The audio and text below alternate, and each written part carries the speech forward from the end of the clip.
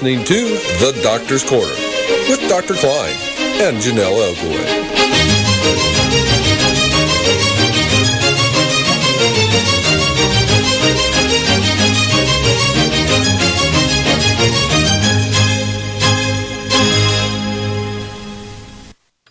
And now, Jonelle Elgaway. Good evening and welcome to the Doctor's Corner. I'm Jonelle Elgaway, and we are here with Dr. Kline. Welcome, Dr. Kline. How are you this evening? I couldn't be better, Jonelle. Great. If you have a question or comment for Dr. Kline or myself, please call in at 415-915-2291. Last week, Dr. Kline, myself, and several advocates and doctors were in Washington, D.C. and attended rallies, a congressional briefing, and meetings with senators and health reps. Dr. Kline, would you please share with us what you were a part of? Well, I stood outside the Justice Department in my little white coat holding up signs like I used to do in the 1960s. And we just had a minor little rally on the street with a permit.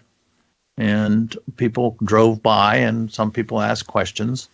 And it was basically to show awareness that practicing physicians are concerned about the issue of people with painful disease who are being undertreated because the government says that's a good idea.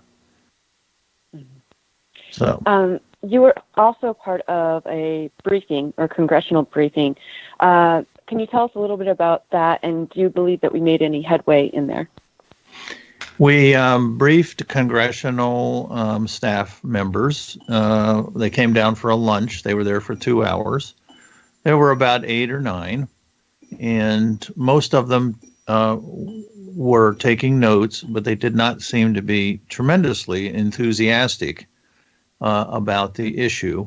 But this is how things get started. You know, when you speak to an audience about a new topic, they don't all jump up and down and say, oh, you're right.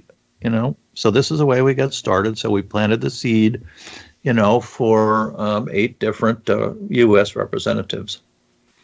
So when we met with North Carolina Senator Burr's office, or their health rep, she mentioned that they passed the Opioid Crisis Response Act of 2018.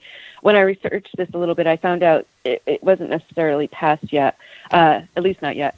Within this bill, it's supposed to help chronic pain patients have the ability to have access to medications needed to continue to possibly work and have any quality of life. At that point in the conversation, I told her because of the current atmosphere, many doctors will not prescribe in fear of losing their license. In your opinion, what must happen to change these issues? Tough question, because you see, representatives in Congress have a good retort. It's not our problem. It's the doctor's problem. Why aren't doctors prescribing? It's not up to us to force doctors to prescribe. So what's the deal? And then we can, then we say, well, we feel like we're being pursued by the DEA, and doctors are being unfairly prosecuted. And, that sounds like the old line everybody gives, oh, we're under siege.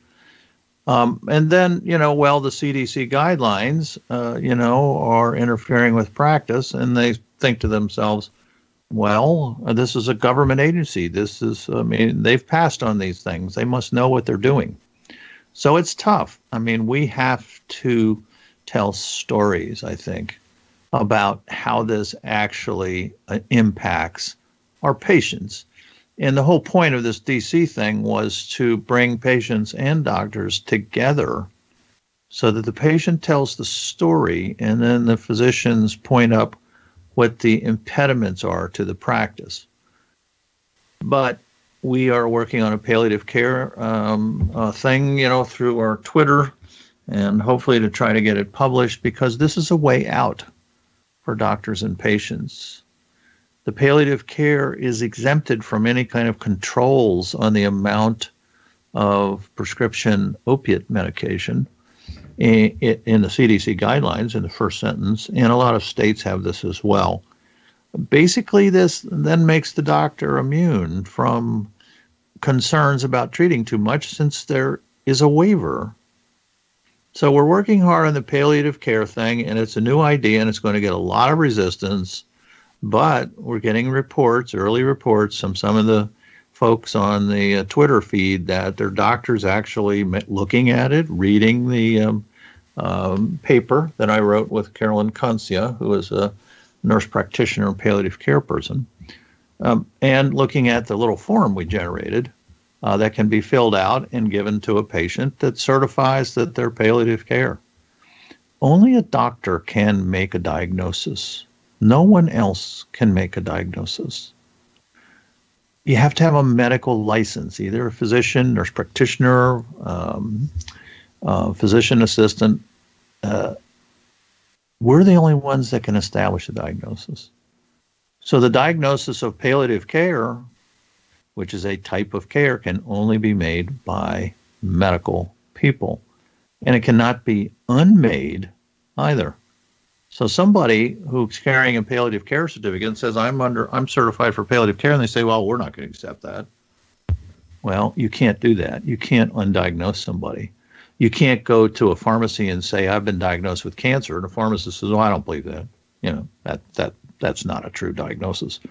So it's the same thing. So palliative care is a good protective thing that we can do immediately and help physicians feel protected. It's, you know, we've said this before, but it's a terrible thing, you know, for a doctor to lose your license. Within one day, you have no income. You have nothing you can do. We're not trained to do anything. You know, we're idiots, you know, don't even know how to drive cabs.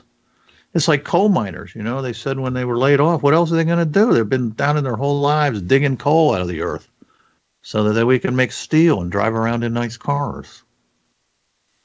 So that's the fear. Oh. Yep. Go ahead. Okay. Caller from 862. What's your name and where are you from?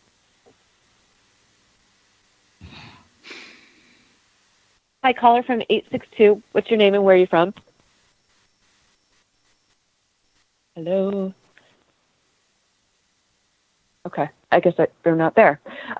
We'll try that again soon. Brian, are you putting them through or no? Oh, okay, drop. All right. Well, Dr. Kline, sorry about that.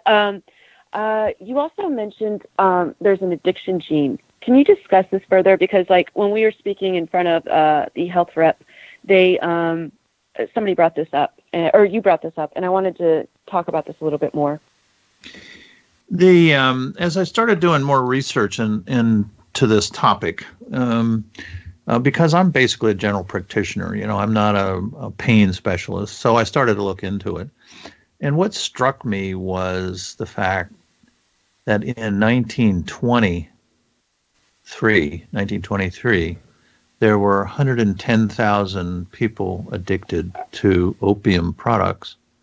And if you divide that by the population at the time, you get 9 people per 1,000 with addiction. And so I took the figure that's given to us by the government of 2 million people today, which is probably inflated by 100%, divided it by the population today, and we get 6 people per 1,000. These are pretty close numbers. Mean? This means that if you have 10 people per 1,000, or 1 person per 100, let's say 1% of the population, it appears that the reason this number is not changing is because it's genetic. The only reason for a disease to stay at the same ratio as the general population is genetic. If it was due to environment, it wouldn't be the same year after year after year. It would be different. And especially now, since doctors are being accused of just writing tons of prescriptions. Everybody in the United States has 50 prescriptions lying around the house in their medicine cabinet. And so if we've got all this opioid, which is an incorrect word, it's opiate, pain medicine, lying around, then half the population of the United States should be out shooting up in the streets. But they're not. They're the same ratio as it was in 1923. There's only one way for epidemiologists and us scientists who look at these things. There's only one conclusion. It has to be genetic.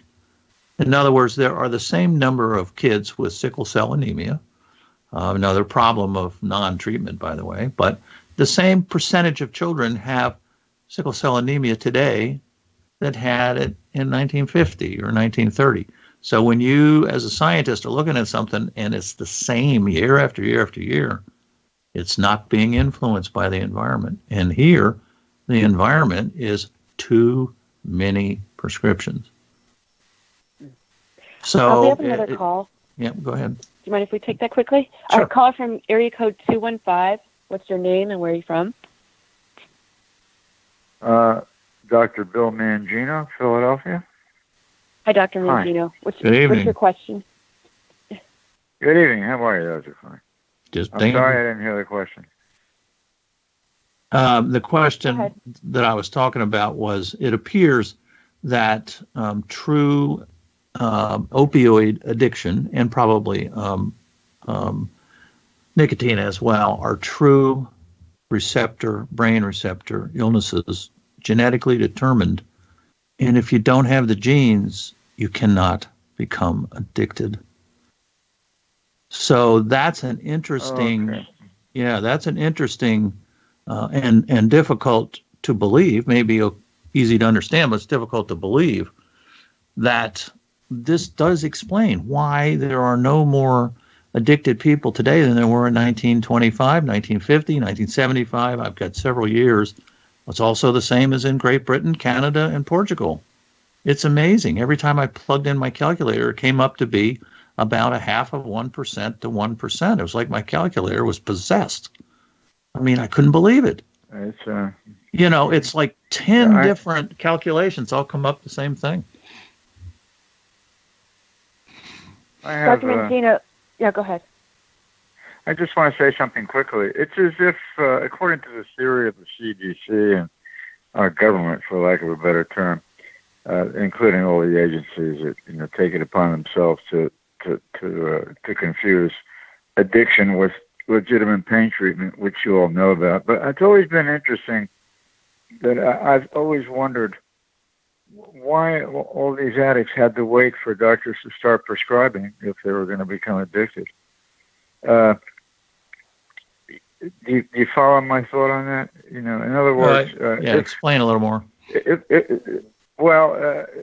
I think that the sudden surge, according to the government, of opioid prescribing as the irresponsible cause of addiction.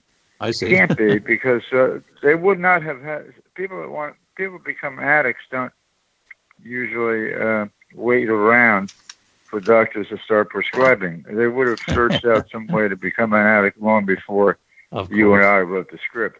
And the other thing too is there's an interesting theory by, I don't know if you know him, and I don't remember his name offhand. He's an addiction specialist in Vancouver, British Columbia. Mm-hmm. Perhaps you may know who he is. He thinks that addiction to opioids and pretty much everything comes from a failure to, I know it sounds crazy, but it's an interesting theory, and you have to respect it, a failure of newborns to properly bond with their mother's eyes. The pupil during, not all day long, but every day whenever they get a chance. And he thinks that what happens in those cases is that it's not genetic, but rather it's some fault in the initial wiring of the brain, which allows these people to become unable, if you will, to limit incoming stimuli. And I hope I'm not offending anybody by saying this, but it's always been my gut feeling that people that are addicted to anything have some difficulty limiting incoming stimuli, and they don't deal with it well.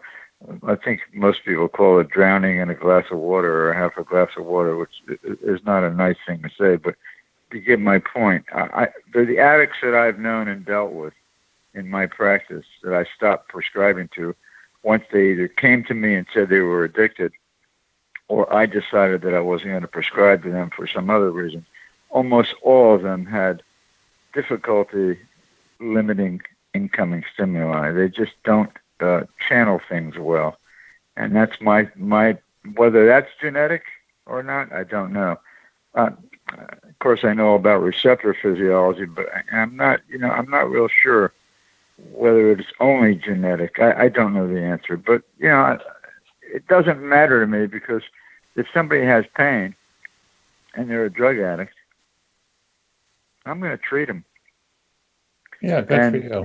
And I'm going to treat them, and I'm going to make sure they're in therapy for other things. I mean, I'm not going to deny. Of course, I'm not prescribing anymore because I just spent 8.5 years in prison. I got out in 2016. Everybody pretty much knows my story. I was prosecuted in Pennsylvania and arrested in 2004 and waited a couple of years. Yeah, Pennsylvania is prescribing opioids, quote unquote, not in accordance with treatment principles accepted by a responsible segment of the medical profession, later on construed by the Pennsylvania Superior Court to mean that there can be no other segment that would do as you did in order for them to convict you. In other words, if another segment of doctors prescribes based on the same principles that I use, then they can't convict you. Well, in order to prove that, they use civil non-criminal standards. They get a medical expert, and he says, "Oh my goodness, this whatever your style is going to be wrong," because that's what the prosecutors want them to say, or they wouldn't be the experts in the case. This is a severe problem, and I'm collecting stories from physicians who have been prosecuted by the DEA. And if you want to share your story with me, you can. I give out my email to anybody who wants it. It's simple. It's Thomas Kline, Kline, MD, @gmail. So we've got other stories like this. Yeah, we've got other stories like this too. Well, it's pretty bad out there, but and so interesting viewpoint about the sensory stuff. I've kind of heard that before. So appreciate your viewpoint. All right. Thanks, Dr. Mangino. Do you have anything else? No, I'm just listening to you guys. Okay. Well, I just wanted to jump on that. Sure. Yeah. Thank you. So, Dr. Kline, did you have anything else you wanted to add to what he was just talking about? No, nothing in particular. No. Okay.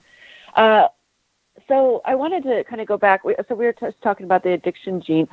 Something else that I know we wanted to talk about was sex and pregnancy and what that does hormonally. Can you go into that a little bit? We did a Twitter poll, 15,000 people, and we got the surprising response back that people with chronic painful disease have disruption in their sex lives close to 95%. I mean, this is almost everyone. With treatment with pain medicines that dropped to 50%. So the question is, how serious are sexual difficulties amongst people with chronic pain, and how does this affect their daily lives, their relationships with people? I can understand how pain could interfere with sexuality. That's pretty obvious, but I haven't really heard many stories from patients themselves. So part of this topic is for me to learn more so that we can try to figure out ways to deal with this if it's possible. And so we kind of need expertise of people with long-term painful disease to provide us with some information, questions, or whatever. So we wanted to kind of start the dialogue. So. Okay. And if they go to your Twitter, is that how they could get involved with this? If they want to share that? Yep, okay. You can share that, and you can share with on direct messaging if you wish, or we could talk about it on the show. It's an important topic. Also, we're getting some stray reports that people have improvement in their chronic painful diseases when they're pregnant. So that's kind of interesting. So with rare diseases, we're kind of at the point of doctors back in the 1800s. who are learning about new diseases. And there are new diseases. We don't know everything about all diseases, so that we look for clues as to try to figure out these terrible interstitial cystitis, pudendal nerve disruption, and complex regional pain, and trigeminal neuralgia. So we're learning by clues. I'll give you an example. People with interstitial cystitis, which is an inflammation of the inside of your bladder that causes pain every time you move, like having a bowling ball with spikes on it in your pelvis, one person put it, go for these dilations of their bladder. I mean, to me, as a practicing physician, that's insane. You get somebody with an inflamed bladder and you dilate it? And most people I've talked to said when they run the fluid in, through the cystoscope and expand their bladder, people want to kill themselves. What's wrong with this? Well, what's wrong is that we are practicing in the Middle Ages when it comes to some of these diseases. We don't know what they are, so we just make up things and just do things. I've always thought that if you're dealing with a disease you don't know anything about, you just don't do anything. So that's why we wanted to, find out from people about pregnancy, about their sexuality. People on birth control pills, do they get better? Does that help their pain at all? I don't know. So it's an open microphone. Yeah, I know a handful of people that have been pregnant that have had like complex regional pain syndrome or rheumatoid arthritis or whatever, and they actually went into remission during their pregnancy, and their doctor said it was because of the influx of hormones that has occurred, while they were pregnant to get the body ready for the baby. And afterwards, they went out pretty quickly, and they were pretty miserable, they said. And I always have wondered, is it because they didn't have pain and they went into remission, and then going back into that, it just seems like the worst pain in the world, or was it actually worse? Then there's also, I've heard that they're trying to create a drug to basically make the body recreate these hormones, or they're trying to create these hormones. I don't know how they're doing yet on that. I've just kind of heard about it. I don't know if it's out or anything. Do you know anything about that at all, or no? No, I haven't heard anything about that. But when you start from scratch with the disease and you get the observation that it goes into remission during pregnancy, you have to sit down and get the books out and review the physiology of pregnancy. It's more than just hormones. And there's a lot of funny hormones too, like prolactin, and what else happens during pregnancy? I'd have to get out the book and look it up. Your blood count rises. So it may be related to the hormones. That would be the obvious thing, but who knows? Maybe it's related to the physical distension of the uterus. I don't know. But these are important observations. You see, when people provide us as medical scientists with these observations, then we can get out the books and say, wait a minute here. Maybe it's due to this. Maybe it's due to that. During pregnancy, endorphin levels are very high. Endorphin levels are your internal pain medicine, right? I mean, I see pregnant women and I just stand there in awe. I mean, how do people stand there with this huge abdomen? It must be tremendously painful. And I always look over and they're all smiling, and I'm thinking, maybe their endorphins are cranked up to like enormous levels, So lots of clues. That's interesting. About, like, progesterone and stuff. I know that there's a lot of work being done into that, of putting hormones into the body through creams and stuff like that. I know part of that is to help elongate the life and anti-aging stuff, but I think it also can be helpful possibly to, health issues. Do you know much about that part of things? Not a whole lot, no. I'd have to study up on it. I do know that estrogen vaginal creams are used for interstitial cystitis. So that's kind of a hint, that the estrogen effects on the inflamed bladder may be, something. Maybe women should be placed on, oral estrogens, even though they have some risk. But these are important clues. In other words, what we're looking for at this point with rare painful diseases, since nobody seems to really know very much about them, is clues.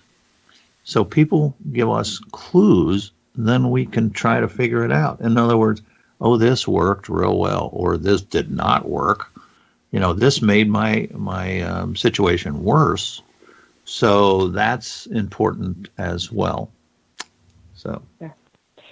Again, and if anybody wants to call in that was pregnant that has dealt with any of that, please do so. We'd love to hear from you. Again, our number is 415-915-2291. I wanted to, did you want to talk about anything else with sex and pregnancy, or? No, just kind of an open mic. We're mainly looking for information from people. Okay.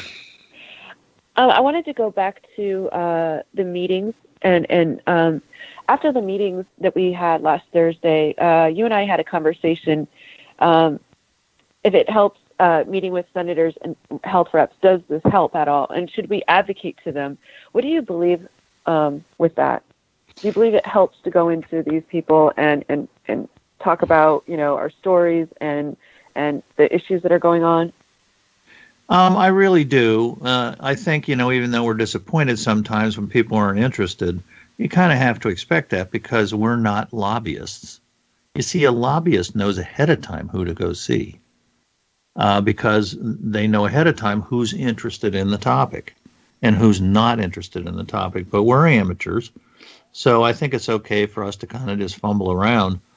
The important message that we're getting from a lot of feedback is that the legislators and lawmakers do not know what's going on. Yeah. And so they tend not to believe it.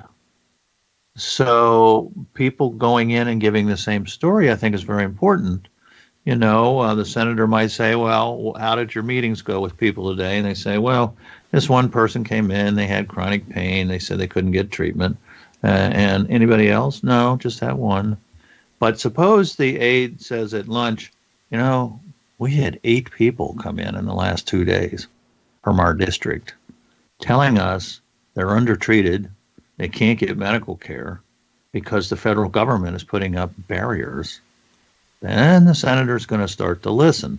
And maybe the senator will then say to one of his aides, can you go out and get me some more information on this? Well, if several people have been in visiting the aide, then the aide's got a place to get started. They say, well, that's funny because maybe I can call up this person that I took their card from and get some more information and prepare a little report for the senator. So that's the way it works in Washington. We don't expect our elected representatives to leap up, and pass a new law, because 3 of us have been in there. So it's an arduous process, but it's like voting. Everybody thinks, oh, it's not going to make any difference if I don't go to the polls. And that's not true. And I have a story about my daughter when she turned 18. I said, everybody in this family votes in every election. So her first election was a local school board election, and she reviewed the issues and put her vote in. And the next day, we were all surprised that her candidate won by 1 vote. Wow. That's a great example. So, we all think, oh, this is just, and Jonelle and I got kind of disappointed, this is a waste of time, we're just going to go around and see these people at random. But it's not. It really isn't. It's like voting, and it's the same thing. What good is it if I vote? They're just my candidate's going to lose, but that's not true. Well, what do you think? What do you think isn't working? Because I know so many people want to know what they can do. Do you have any? Well, I think that, one of the things I try to control in myself is not to rant and rave too much. Try to speak as though you're giving a report, like a military report or a police report where you're just stating the facts, I've got this disease. I've seen 7 doctors and and I can't get treatment for it. Not going off on little details and, getting lost. And that's why I think, people need to kind of work with someone else and make their presentations. But, people do listen. They really do. Right. The next question is, can they do something about it? First, they need to know that there's a problem, a big enough problem to do something about it. And that's why I put out on my Twitter all the time, please email, call your representatives. You don't know who they are, just Google and say, who is my U.S. representative? And they'll give you the phone number, and you can call and say you'd like to talk to the health aide, or you can even send in an email because they keep track of those. They're looking for lots and lots of people. They're looking for a problem. So everybody needs to participate. Everybody needs to go to the voting booth. That's one of the most sacred rights we have as Americans. And everybody needs to visit their legislators, state and federal legislators, and let them know what's going on. A lot of them just sit there with their mouths open, going, what? Right. They have no clue. They have no clue because nobody's telling them, So everybody's going to sit home and whine and email one another. We're not going to get anywhere. So the least you could do is find out who your representatives are and send an email and say, here's my problem. Here's what I think needs to be done. Help. So there was another suicide this weekend, Jennifer Adams. How does it make you feel to know that lives are lost due to medications being taken away, or the fear that they will be taken away? Because as I understand it, hers weren't yet, but she was afraid, and she didn't want to live life of how it was, I guess, at one time prior when she wasn't on them. It's pretty horrible. Yeah. Not as a physician, but just as a regular human being. A human. We're taking medicines away from people that are safe, are not causing a problem, are relieving their pain, and we're forcibly taking them away so that we can cut down the number of people dying from street overdose deaths. How does that work? So I have a patient that comes in my office and she's on 500 milligrams of brand X. I say, the government has told me that we prescribe too much, so that must include you, of course. And this will cut down on the number of overdose deaths, rather the street overdose deaths. So I'm going to cut your medicine back. So then the patient says, well, how is this going to help people dying in the streets? And I'm going to say, I don't know. It's what the government told me to do. And then the DEA is going to enforce it. So that's the situation we're in. And I'm sorry I cannot defend my colleagues, who are afraid, like I am afraid, of the DEA. Well, we just need to get together and hire a bunch of lawyers, and get out there with a few signs.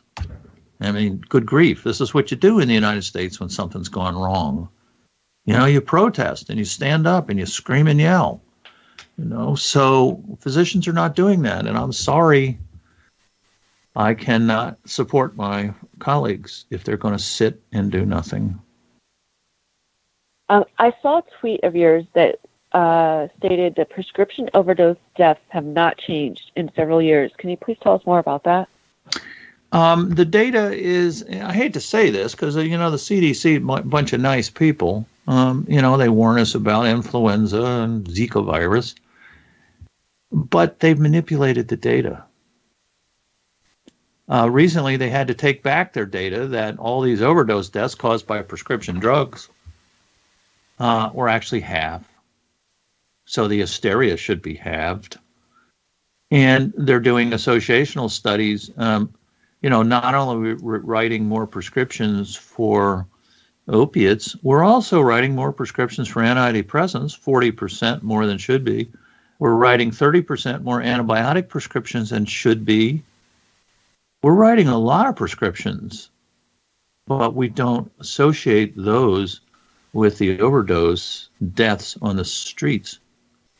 And in fact, antidepressants are making it to the streets, as are drugs like Neurontin, which is an anticonvulsant, are making it to the streets. So actually, the overprescription of those other drugs should also be considered, because people are adding these drugs to their cocktails that they do on the street, and so they die of multiple drug overdose. The vast majority of people who have overdose deaths are street overdose deaths involving heroin, alcohol, fentanyl, whatever. I asked the CDC how many deaths on the street were actually due to prescription drugs alone. Haven't got an answer. What did they say? Haven't got an answer back. Because I suspect it's very tiny.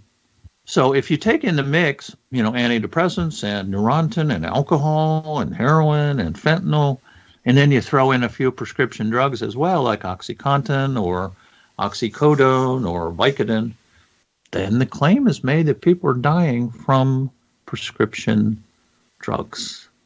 And they are, along with several others. Go ahead.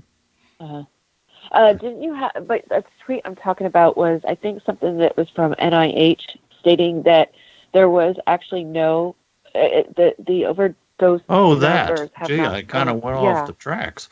That's okay. No, there is a, NIH has collected data, and one of their more famous graphs, which we can, maybe you can call into the show, I'll be happy to share it with you. So NIH has a graph that shows there's been no increase in opiate overdose deaths. So they've come up with a different set of statistics. As a doctor, we consider the National Institutes of Health, NIH, to be our mothership for medical issues. Pain medicine and pain killing is a medical issue, does not belong in the Communicable Disease Agency. And so they need to explain why they took up the cause anyway. Their job is to report statistics. Their job is not to make medical recommendations. And one of them has to do with benzodiazepines and pain medicine, which we can talk about if we have time. So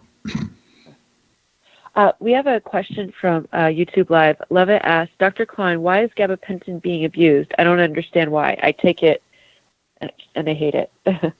Well, if you want to find out what the latest is, you go to the streets and find out what's for sale. Gabapentin is being sold on the streets. Why is that? It actually boosts the effect of the opiates, either heroin or whatever people are taking. There's a ton of them. So it increases the effects. Other drugs do that as well. Phenergan, which is a medicine for vomiting, is famous for increasing the effects. Matter of fact, it's sold on the streets along with codeine, I think, and they got some funny little name for it on the streets. So Neurontin, which is a very expensive anticonvulsant, that's used, recommended by the government to use that instead of pain medicine, actually is making the problem worse, and it's horribly expensive. And according to a Twitter poll we did, it doesn't work very often. So that's what people on the streets are looking for. You see, when the DEA cuts back on the production of opiates, then the availability on the streets drops. That's the way it works in a black market. And the price goes up. So if the price goes up and the availability drops, then people who are self-treating their genetic addiction disease will look for things that are going to boost the heroin or the fentanyl or whatever. And these other drugs that are involved with overdoses can do that. So yeah, I heard Soma is another one that doctors don't like prescribing because it can boost the effects of opiates as well. Which one is that? I missed that. Soma or carpistopol. Oh, yes, Soma. Yeah, it's you see, there's a lot of different drug interactions, and so the street pharmacists try to figure out which drugs, so they go to each other. Hey, man, did you find anything that helped boost this? And somebody will say, yeah, I added Soma and it worked. So they're out there in the streets without any connection to the real world. They're untouchables, lepers. They don't get medical care. They're considered to be worse than atomic spies. Much more dangerous, of course, but they aren't. The lowest crime is committed by marijuana and heroin. Highest crimes are committed by people with alcohol, then amphetamines, then cocaine, and almost none with marijuana. So it's down there at the bottom. Let me ask you though. So illicit manufactured fentanyl, I was told that it creates that first high that you're looking for every time as a street drug user. Why are they looking towards other things if they're able to get it that way? It's price and availability. It's to the old-fashioned business model. If there was good fentanyl available or good heroin available, no, they wouldn't use those other things. They would stick with they would just stick with the main product. And it's also interesting, it's coming to me from various areas that fentanyl is so prevalent that heroin's almost drying up as a product on the streets. Yes. So much for interdiction. The DEA has only interdicted 5% or less of drugs, and we need to start facing the fact that, like other countries have done, and even Canada's doing, the reason we have all this problem is because we made diamorphine, one of our pain medicines, brand name heroin, illegal in 1925. So since 1925, we spent $1,000 billion. That's $1 trillion, as reported by the Congressional Research Service, which is a highly thought of research service. So we spent $1 trillion, and where are we? Right. Just pick up a newspaper. They have been trying to, I don't know if they've done it yet, but with medical marijuana, they're trying to basically package this stuff.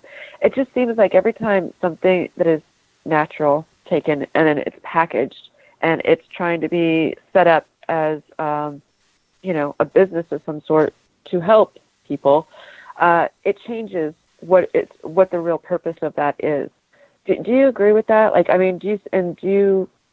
Because I know when we were at the briefing, Linda Cheek mentioned about how that there used to be these opioid rooms that you go to smoke your opioid or whatever.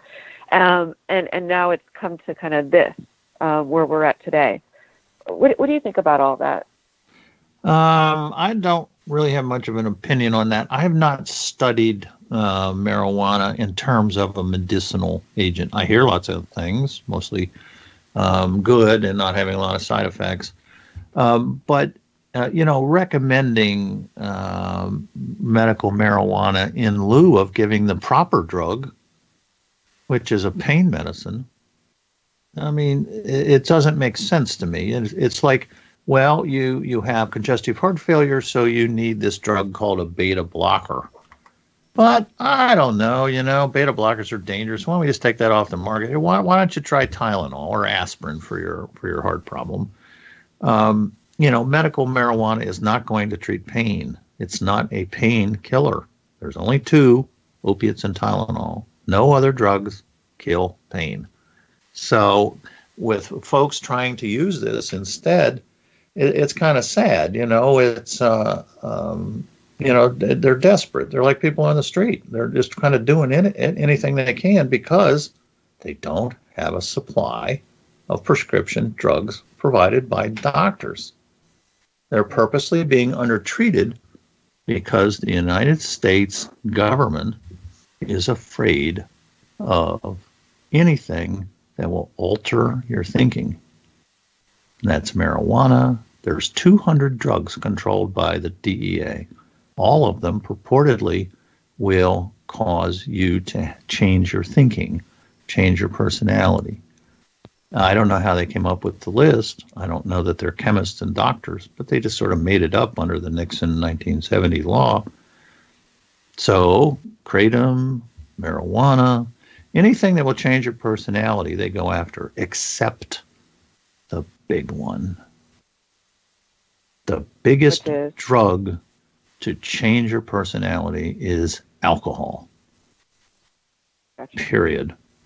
And we already tried prohibition, and that didn't work. So now we're trying another kind of prohibition, only for opiate medicines, and that's not going to work either. Right. We do have a question from YouTube. Dr. Kline, your thoughts on kratom? Do you know a lot about that? I'm in the process of studying it. I got some information from some of the folks I met in Washington, D.C. So until I study it, I really don't want to offer an opinion. I don't have any big negative opinion as of now, based on the things I'm hearing. But I want to study it more carefully. Mm-hmm. If a patient goes to their doctors, what can they say to them so that they'll listen, or the things that they can give to them to research? Because I know you talked about the palliative care, and I know on your Twitter feed sometimes you'll say like little snippets of what you should say to your doctor. Can you just talk about a few of those and what they could do? Well, first of all, growing up as a doctor and doing this for 40 years, I can look back and see how I grew up in this trade. Medicine is a trade, as far as I'm concerned. You learn a specific skill from other people who know the trade. It's like learning how to be an auto mechanic. So you tend to learn all the other things along with it, such things as I really have the only answer because I'm a doctor. If you don't listen to me, you're going to die. That's a stupid idea.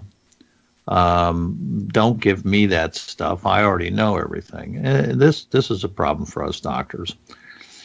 So I think a good way to educate doctors is to not hand them materials during the visit, because then they're caught off guard. They don't have time to read it, and they're irritated because you're telling them what to do. Doctors need to grow up. We live in an information age, and patients can provide a lot of good information, not only about themselves, but about treating your future patients. So I suggest that if one woman told me that she had a fairly long series of papers on pudendal neuritis, which is a rare and horribly painful problem, and she sent it in ahead of time to her doctor, and then he had a chance to read it, and he thought that was really cool, so he learned something. So I think you got to send in stuff ahead of time or drop it off. The palliative care article and certificate, just put it in a brown envelope and put a little note on it. Doctor, do you think this might apply to me?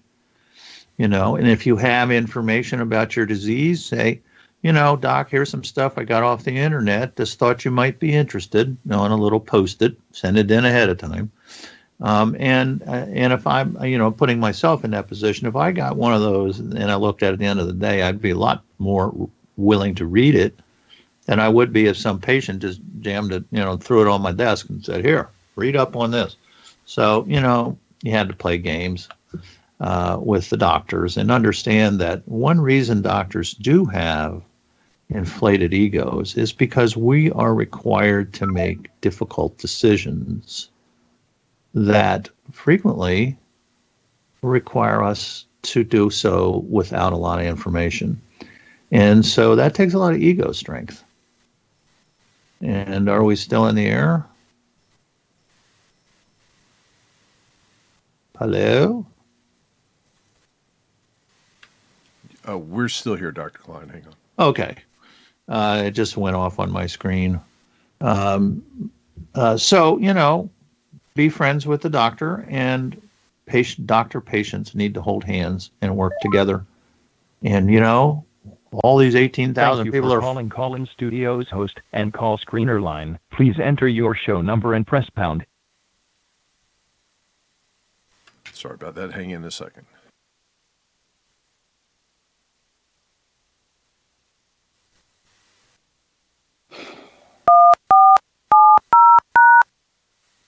You did not enter a show number. Goodbye.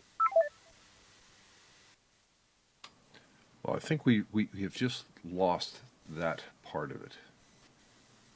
Jonelle. Okay. Jonelle, you still here? Hello. Okay, Jonelle was on the other one, so hang on a second here.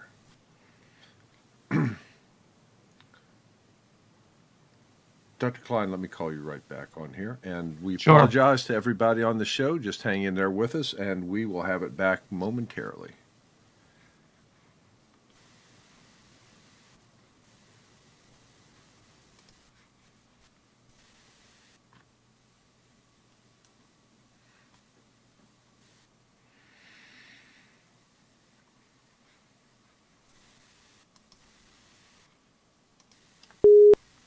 Thank you for calling Call-In Studio. Enter your 6-digit PIN.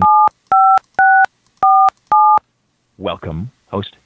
You are now in the host room and can manage your callers from the Call-In Studio web interface. Show recording is on.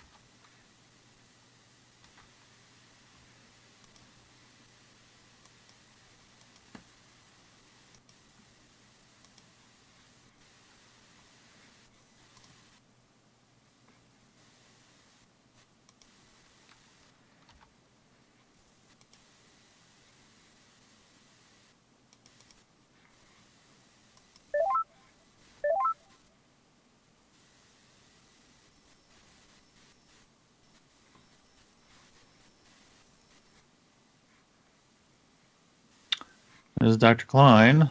Okay, and hold on a second, and we will put Jonelle back into the mix here.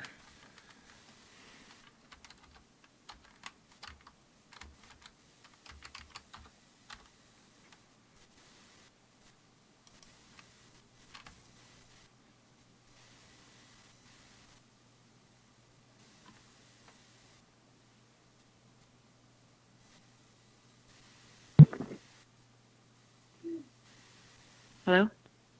Okay. Hello? We're back. Hi. So sorry about that. Oh, Not really sure what happened. Oh, I already ended the show, so.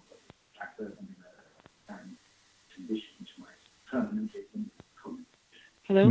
Okay. Brian, we ended the show. Okay, well, I didn't know. I brought everybody back in. So I will go ahead and just tell everybody good night, and I'll just edit this part in. Okay, thanks. Sorry about And that. we'll see you next That's week. okay. Same All right, same time, same station. There you exactly. All right, thank you all. All right, Good night. bye. Good night.